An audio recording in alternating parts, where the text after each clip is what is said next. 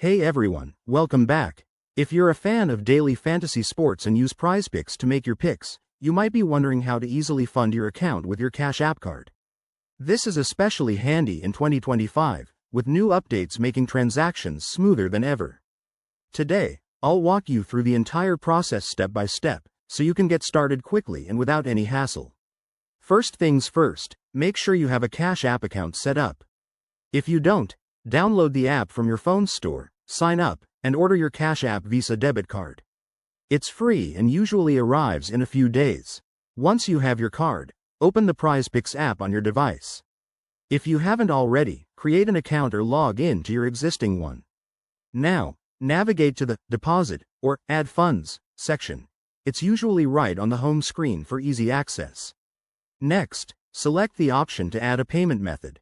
Look for the debit card or Visa option. That's where your Cash App card comes in. Enter your card details carefully.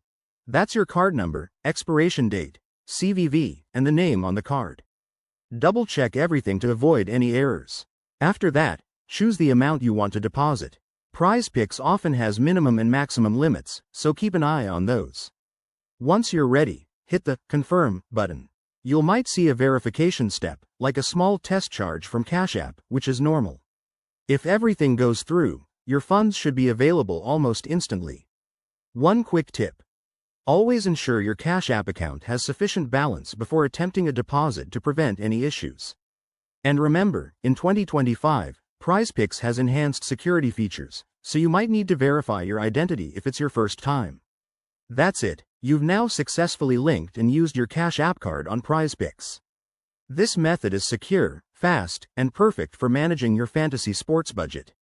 If you run into any problems, check the help sections in both apps or contact support.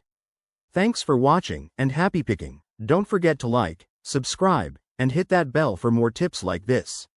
See you next time.